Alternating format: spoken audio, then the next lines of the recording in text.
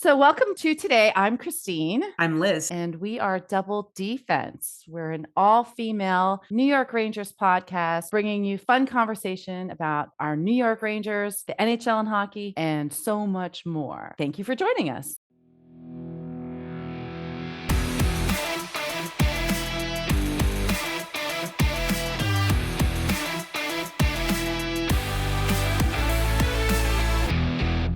Well, hi, Christine. Hello. How are you doing? Hey, it's warming up here, making it starting to feel like summer in LA. It's summer, and you know what that means. Stanley Cup finals are upon us, and we are, as of the time of this recording, 2 games in. Yeah. I have to say, 2 pretty exciting games, all things considered. Yeah, I agree. Look, we've gone double overtime, 1-1. I've decided who I'm rooting for. I'm rooting for Edmonton. In light of like our last episode, kind of what I'm seeing and observing. Bennett, you know who you are, and I think back and forth, during the games, kind of what we've been chatting about. I've made my decision. I want Canada to win a cup and break this Bettman curse. Apparently, and I think we touched on that last week. And I wanted to say, welcome to part 2 of a very special 2-part episode of Double D-Fense. We can make this 10 parts, right? But we're going to keep it down to 2. There's a lot. We have been diving into conspiracy theories related not only to our New York Rangers, but to the 2 teams that are currently playing in the Stanley Cup Finals. That is the Edmonton Oilers and the Florida Panthers. So if you haven't listened to part 1 yet, we did a deep dive into conspiracy theories between the New York Rangers and Edmonton Oilers, and there are a lot. And today's episode, we are going to deep dive into conspiracy theories between the New York Rangers, Florida Panthers, and I think it might cross into just a few conspiracies about the NHL in general. I do want to say, when we put out that story on our Instagram and our TikTok about give us your most unhinged theories, there were some really good ones. A lot of people think, the NHL is rigged. Bettman wants to move to Florida. My favorite one, I think, was the theory that Keandre Miller is actually 3 children in a hockey suit all on top of each other, and that's why he looks surprised whenever he gets the puck. I love that. That was great. So thank you for sharing those conspiracy theories. Please keep them coming, because like Christine said, this could be 10 episodes with as much as we've uncovered. Oh, I think we're going to have to make this a regular series. I think this is great for the end of the season kind of thing. And depending on who's playing, I think we can bring a little bit of light to what people have been thinking and thinking forever, probably, and now it's just kind of coming out. So that's fun. It's fun to see people kind of jumping in with what they've heard or what they believe, and kind of seeing.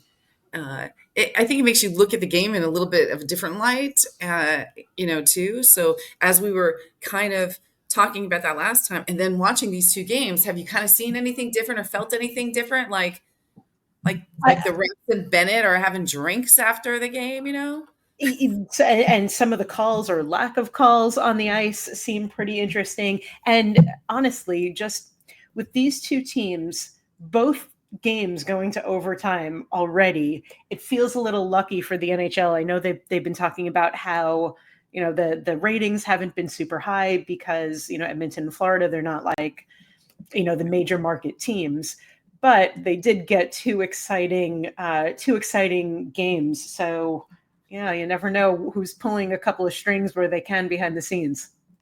Yeah, that's interesting you say that too, because if you're kind of going on theories and stuff, if they were more lower level kind of market teams, that would, this rivalry and the fact that it's a repeat, from last year, kind of ties in there too, because it kind of adds that revenge, that retribution, and them trying to succeed, with that. I'm really kind of curious in watching it because I don't know. I mean, both teams they play fast. They go right onto the net. I don't think these goalies ever thought they had to, think about hazard pay as much as they have in these, in this year's playoff series. It's not just these two, but it's all of them, and how many we've seen fall and get hurt, taken out. It's crazy. And again, everything is really close. And I personally, in my opinion, am seeing calls that really are not, that I'm not liking, and some of them have turned into, a scoring opportunity and actually goals. So I'm going to continue to watch it that way and see kind of how it goes. Just to kind of, I feel like things do favor Florida, and we'll see. And Edmonton's really kind of fighting back and doing well. I was on the phone when Perry scored that tying goal, and I kind of warned my friend that they had just called, and they're like, "What are you doing?" I'm like, "I'm watching the game. There's 30 seconds left. It'll be over in a heartbeat unless this team scores. And if they do, I'm gonna scream pretty loud in your ear." Exactly what happened. They were warned. And then who would go on for another hour and a half. Yeah. It was good. So and then and then it ended the way that it did. So the next game's tomorrow. It's interesting, but yeah, let's kind of get more into some of these ideas for, like, Panthers, Rangers, refs, Bettman. They're all intertwined, as we know. Yes, they are. So look, so one of the things is, with Bettman, since he's come in, is that, there's this Southern strategy theory, with these Sun Belt teams in trying to grow the market. We've seen that. We've seen that recently, the last couple of years with the live animation, games that they're putting out. We've added ASL, which is great, and certain things, and to try to grow the market, and growing the market and having these teams all of a sudden winning in states like Florida, Texas, and Arizona, where it's not really typically known for hockey, is kind of a theory that, Bettman's really trying to kind of, is to grow these markets, and especially in the US. And we're seeing, so the take is that the Panthers seem to be getting mysterious calls in big games, especially, and we're talking past. We're not talking like right now against the Oilers, but we're talking past, even when they were kind of playing the original 6 teams. So there's strategy there too, in theory, that if you're going to kind of grow your team, those are the teams you want to beat, because those are the teams everybody kind of benchmarks, right? Or these original 6. And that, because the NHL wanted to build a bigger market in these Sunbelt states. So, and there is fan talk from last year, like, and we recall that too, where we were seeing, because we were there, right, for one of the games, that the officiating last year was pretty shady on a lot of things. Yeah. So, they seemed, kind of lopsided, unfair at critical moments. I'm actually kind of feeling and seeing a little bit like this year too, in watching some of these rounds and stuff. So what is your take kind of on that? I mean, we're talking kind of TV markets. What do you think Bettman's strategy is on that? Well, I think you hit the nail on the head in terms of growing the game. There's only so many places that the NHL can expand to, that is feasible for keeping the schedule on point, that makes sense, that there is a fan base, and going south is probably the only way to go. You look up into Canada, and you have to say almost every major city in Canada already has a team. Population is not as big in Canada, so you already have probably everybody who's going to be a devoted hockey fan in Canada. So you're born into it. I mean, Canada. Yeah. As a reminder, Canada has a population equivalent to California, the entire country. Exactly. So to kind of add to what you're saying, and if you forget that, we have a population of 37 million in California, and the Canadian population is like 39 million. And look, Toronto Maple Leafs are a perfect example. I mean, talk about a team that has disappointed fans, not just for years, but for decades at this point, and they're still selling out every game, and they still have the most expensive tickets in the NHL. So the Canadian market's there. So you have to say, you got to give Bettman a little credit, because there is that element of figuring out where they can expand logically that makes sense. How do you grow the game and find those new fans? And I think part of that is going into some of the states that are not traditional hockey states. Yeah, I mean, of course, like play hockey in the middle of the desert. Has not worked out right now for Arizona, as they have recently lost the Coyotes, and maybe Utah will be a different story. Yeah, but part of that conspiracy theory too is that with Bettman and under Bettman's rule that these expansion teams are coming to the U.S. and that and I guess it could be what you're saying is that there's just not enough people, but again, it's more within the towns, within the cities in the states that they're doing it, and we've seen expansion teams, in the U.S. and he's kind of looking, to do more, as we've heard rumors throughout the years on other ones. So, and part of the theory too, in doing that, is that there's the majority of like the markets, they do better on American TV, and so that's part of that theory, is kind of bringing more, people are going to watch American teams on the American channels, and that's what's going to bring better ratings and bring more attention to the NHL. And honestly, if you are let's say a bunch of hockey executives that all have to spend a couple of weeks in a certain city for, let's say, to cover the Stanley Cup Finals, Florida is not like the Miami area is not a bad option for everybody to kind of pick up and hang out for a little bit. I mean, they could be, I certainly mean no offense to Calgary. Calgary is a lovely place. They could be splitting their time between Calgary. They could be, several other markets that are probably less exciting and glamorous than Miami, Florida. So I'm sure that part of it is there is some interest in them hanging out in nice beachy Florida. Well, yeah, and it's not just Florida too. I mean, I know the Rangers are in the mix there too. So because New York's a hot market, Vegas is a hot market.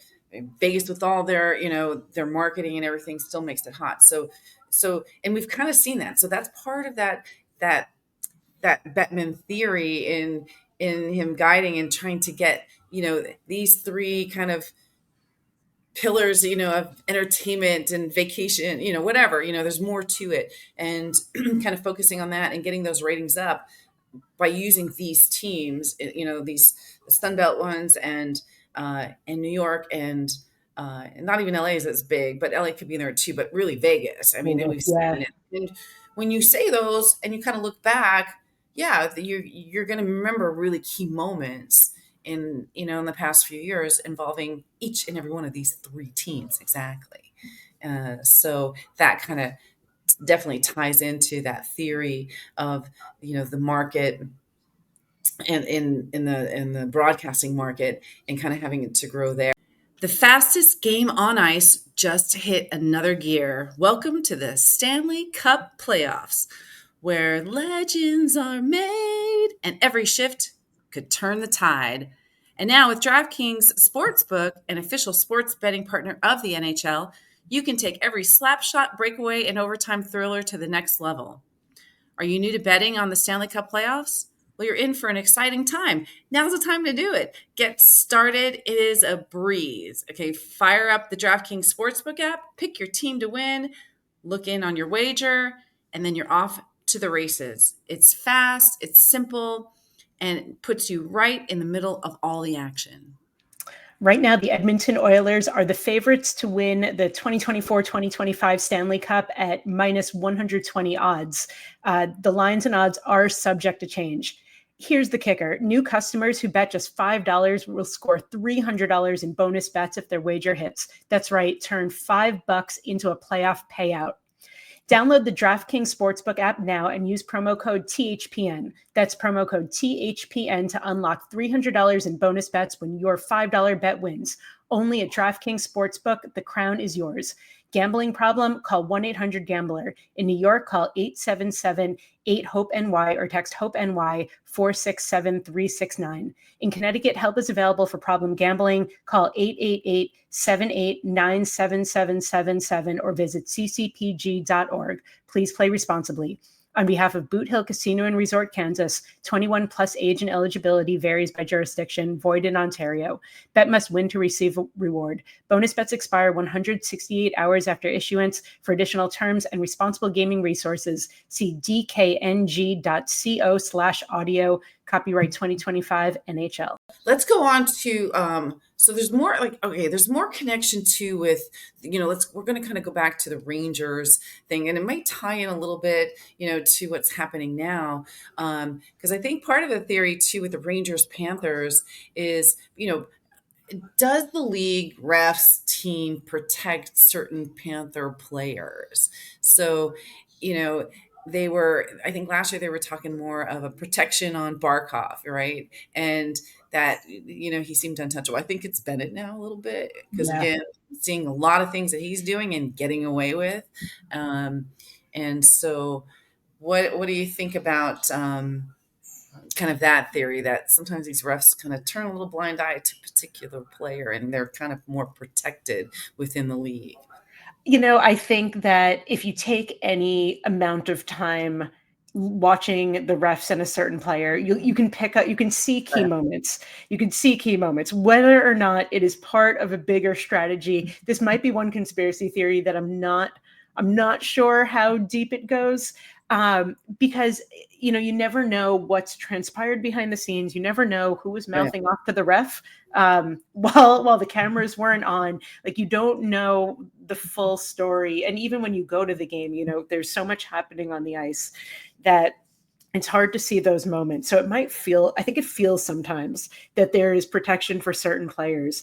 But I think those are they're more isolated incidents. And then when you look at them, and when those incidents change the scope of the game or they change the outcome of the game, it can feel like there's a whole plan to protect those players. I would think, and we kind of talked about this, I would think that there is the refs are kind of biased. I think that they have an understanding of what capabilities both teams have. I think that they do go in with an overall strategy on how they're going to call that game, whether they're calling a lot or they're not calling anything. And I think during the regular season, we saw a lot of stupid penalties that were called. And then during the playoffs, they're letting anything go.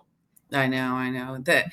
And, and that's what we've talked about that through our career doing this, is the inconsistency that everyone seems to agree with. Because when we talk about it, we get the feedback too. Everyone agrees with this inconsistencies. That there is no consistency. Absolutely none. And it's a strange choice. And I know the refs they're meant to do their jobs and they're meant to call those shots while they're on the ice, but there has to be some kind of parameter. I mean, look at the goalie interference calls. It never makes any sense one way or the other. Whichever way they're calling, it seems just ridiculous. My favorite when that happens is, at times I'm in transit when games start, so I'll throw it on the radio, and I'm actually enjoying listening to these teams, the radio guys, and it's really funny when I've turned it on and everyone's going to give their point of view. Everyone's a couch coach or even when they're involved in the team. So it's really funny when they're talking about what's being reviewed and they're like, no, that's clearly this, that's going to get overturned, and then it's not. And then you see I hear their reactions and they're like, wow, yeah, okay, no. And that's what happened, I think the other day, with that goal where Bennett had scored and they were kind of challenging it to be kind of interference when he kind of fell. And I didn't see it. I think I was texting you just to see what you thought of it, but I had to get home and then I needed to kind of see it. Still undetermined on that one. Yeah. So, so kind of we've seen that, and it's kind of fun to listen to them and where they think it's going to go one way, and then the refs turn it out like it doesn't go that way.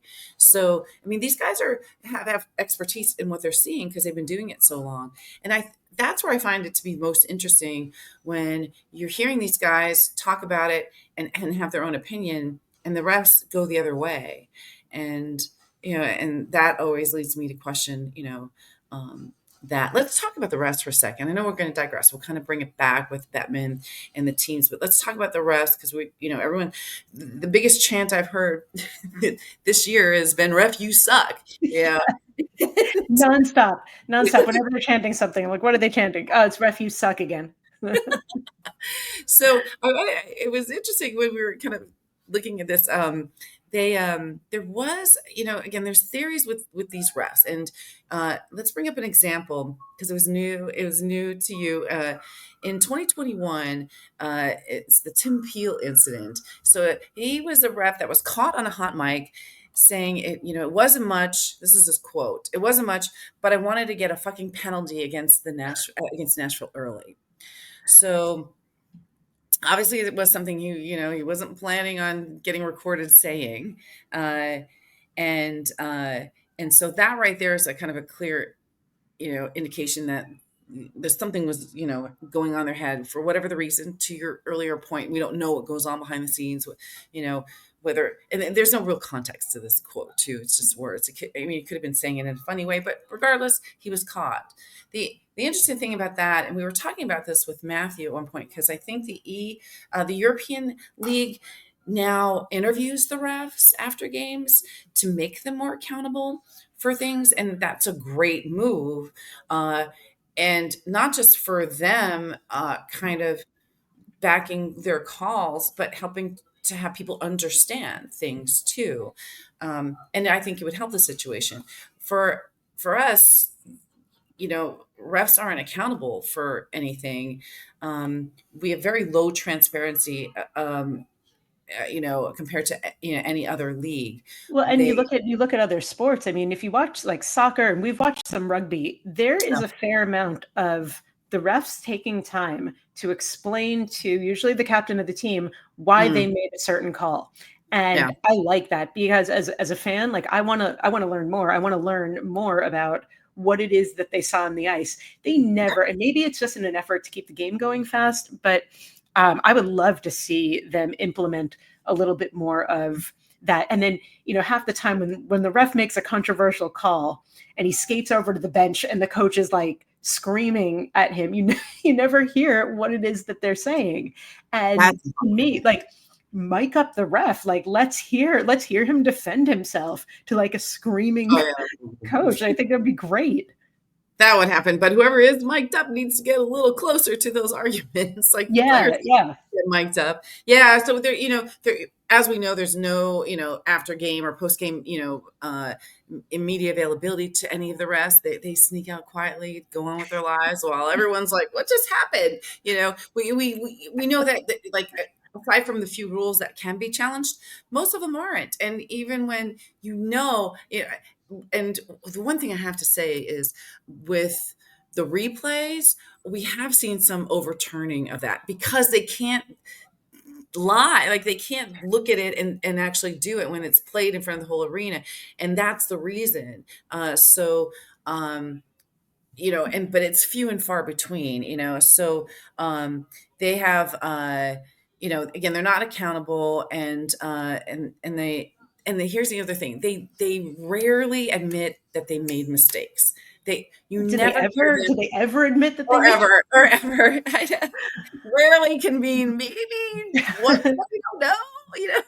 I mean, that the overturning of goals, it was when they first started doing that a couple of years ago, was something I was like, I don't know how that's going to go, because basically if it gets overturned, they're almost admitting that they made a mistake. And some of them are just missed calls, but some of them are like, we made a call and it was this, and that's very rare, because again, they're admitting their own mistakes, and do they want to be doing that? You know what kills me? That part of that frustrates me so much about this game is when goals are called back because the other team challenges it for offsides.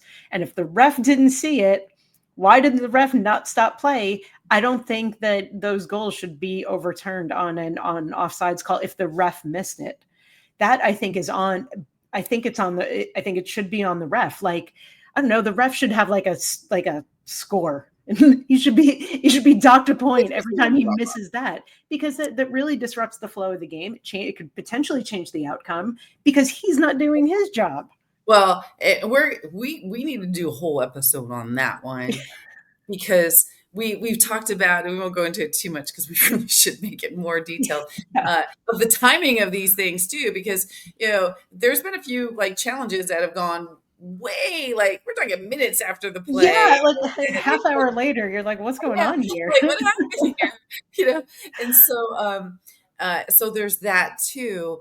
I'm not so much, again, let's go consistency with that. It's funny because even again, this is another one we can expand on more, is this embellishment call, right? I mean, that was brought into the league because players were making the refs look like fools, by embellishing stuff. And they're making everybody look like fools by calling embellishment and things, which makes no sense. No sense at all. None whatsoever. All right, we'll table that. We'll table that for a stuck episode. The point for that one is, if they're gonna have a rule that is made to kind of level set the refs, then this one, the offside one needs to be that way too. And this is just, and the amount that we're seeing is growing. I don't think it's getting smaller. It's getting worse. So why are they, my question really is, why are they missing so many of these? So that's actually an interesting thing. We'll create a theory for that. Someone will. Someone will come and tell us, what that conspiracy theory is on that one. And so, and it kind of goes in. It's just like certain like missed calls. They never result in a suspension or review unless it goes viral. So it'll be curious to kind of see, how this grows too in the league with making things more viral to see if there is an impact, in the league itself to make a change or do anything. We don't really see that either. So that's another thing where, the refs go and when we're talking too about the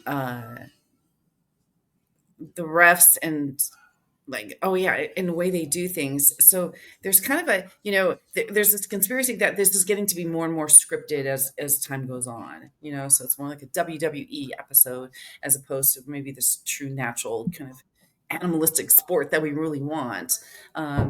So there's been studies or, there's certain analysts that do track the penalty trends.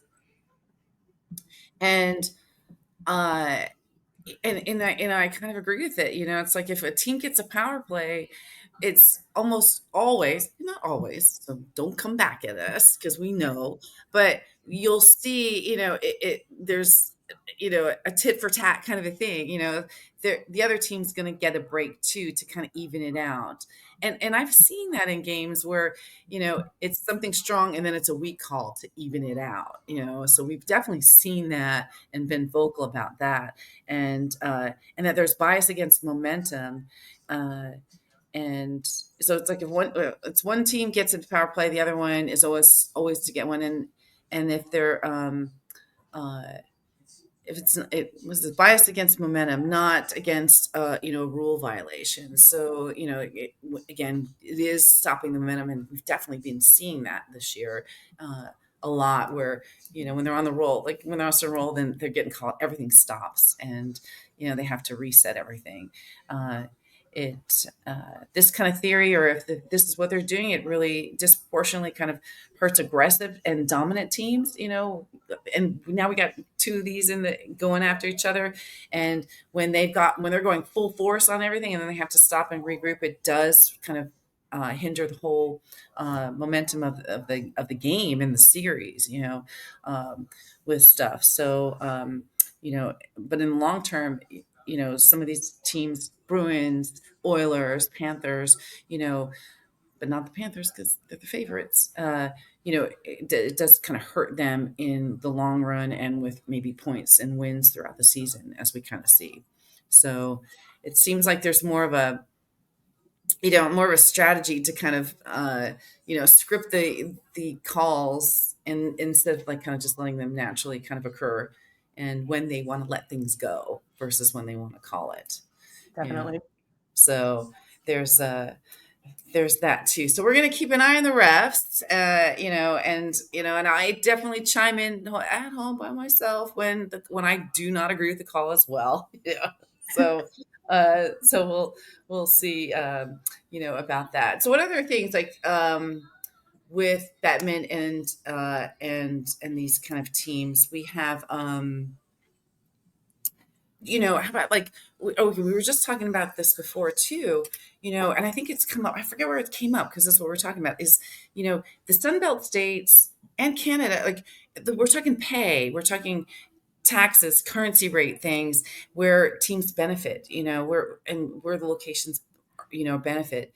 So, part of the theory too is that Canadian teams, because of currency rate exchange and high taxes in some of these areas like Edmonton and Toronto, that, with that tighter salary cap that came in 2005, that it kind of hurt them a little bit more. They're not able to spend as much on players, right?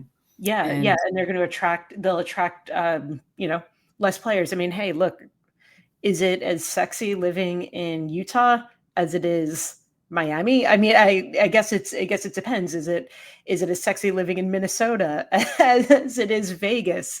There are definitely lifestyle choices that I'm sure inform a lot of decisions that players make.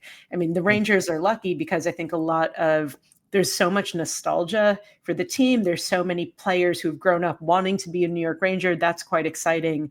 I don't know, when you look at a cost of living, though, it's expensive to live in New York. Your salary that you could be making in a lower cost of living market is not going to get you what it would get you somewhere else. So those players know that, and they're taking a hit.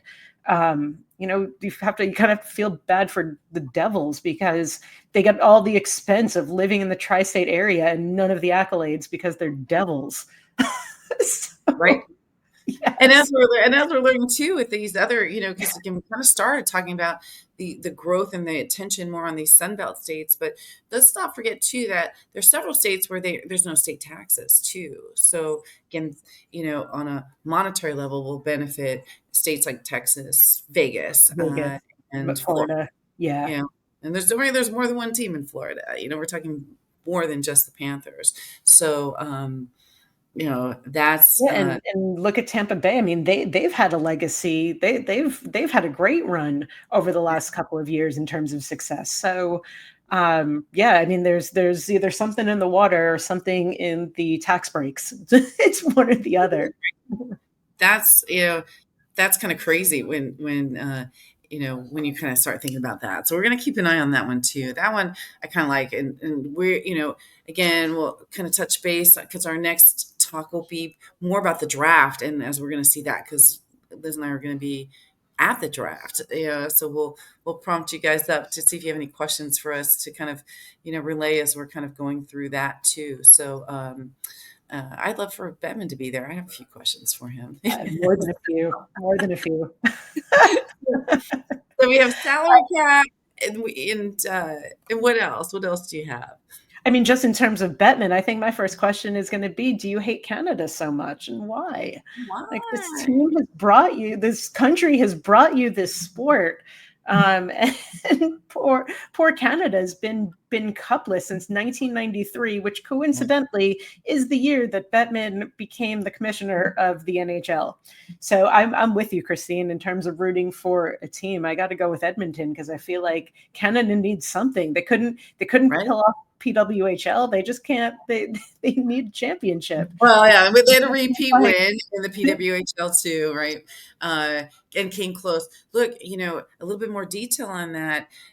There have been some suspicious patterns, as people have recalled too, where teams like Vancouver and Calgary and Edmonton, they just came really close, but due to controversial officiating, it didn't happen. And that's why I think I'm kind of really keeping a close eye on this round here to kind of really see how we're doing. I definitely, like, I'm calling it out. This is going to go 7.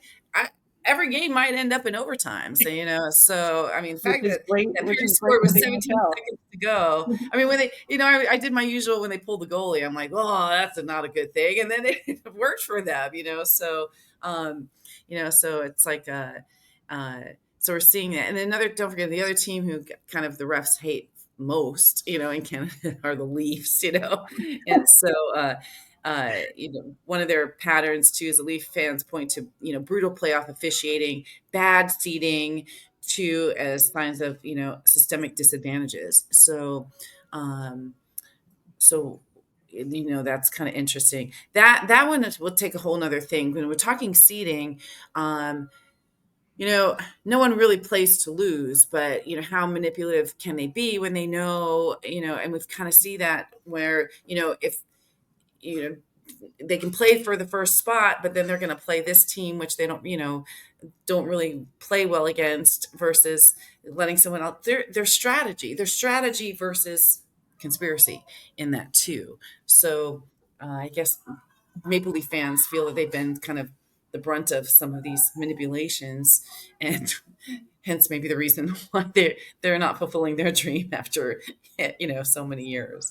I So mean, and the Rangers, the Rangers aren't that much further behind are in going to be terms of, next. like, we're going to start getting desperate in a couple of years, especially with all the coaching changes too, and maybe the optimism that's going to come with this Hey, season. We'll see. I think it's promising. So I'm hoping we're not doing our own conspiracy theories. Part of there are, there are conspiracy theories against our own Rangers where, I mean, most of the people that aren't Ranger fans feel that we get breaks on calls. I'm like, I don't know if I agree with that. I don't think the Rangers have. I've never seen a game where they've gotten a break on a call, not one time ever. I know. So So I see people online saying that. if you're one of those people, prove it. Show me, because I mean, we're seeing that in writing, but maybe it's just to even the field out. So every team is going to kind of see something different. I mean, So look at what they did to Rempe. That guy would get on the ice and he would get a penalty. Like, he'd be sitting there tying his shoe and they'd give him a penalty. Like we really got no breaks whatsoever, especially last year. and it wasn't. Hey, we've seen Mika get kicked off and fined, for just cursing. So Yeah, I think for really. sure the Rangers have been on the losing end of that. so, so we've kind of seen it all. Look, there's so many more things that we can go into. Where and that's why this is a great topic. So we can always kind of come back to it and kind of build on it. We love your submissions, and what you're seeing and what you're hearing, what you're thinking. Uh, just as a reminder, these are just conspiracy theories. It's fun. We're in no way saying any of it's true. Could be. I don't know. So, I mean, I'm definitely thinking maybe not. Bedman might be having dinner at Bedman's house, when they're down in Florida. Yeah. So, but I don't know. I'm not there. It does question. One of the things I've been saying all season, with the team and with, specifically Laviolette and Drury and everyone yelling at one versus the other. I'm like, we don't know what goes on behind closed doors. They could all be laughing, having dinner in some secret place all together, just saying, look what people think. They're right, but we're not going to tell them. And there's beauty in that, I think, because if they're that brilliant, then so be it. I think we should shape some conspiracy theories our way with, our new hires, bringing Quinn back, having Sullivan. We'll kind of get into that as we go through the draft and kind of, see what the rumors are going to start swirling up again about trades coming up too, as that's going to be happening in that trade, deadline's coming up. where everyone's going to start going, free agency. I think, I'm seeing a lot of like menu picking from the Panthers. We should get this person, we should get this person. So I'm starting to hear the rumors of who Drury is willing to shop and who he's not willing to shop. So that's going to definitely get interesting over the next couple of weeks.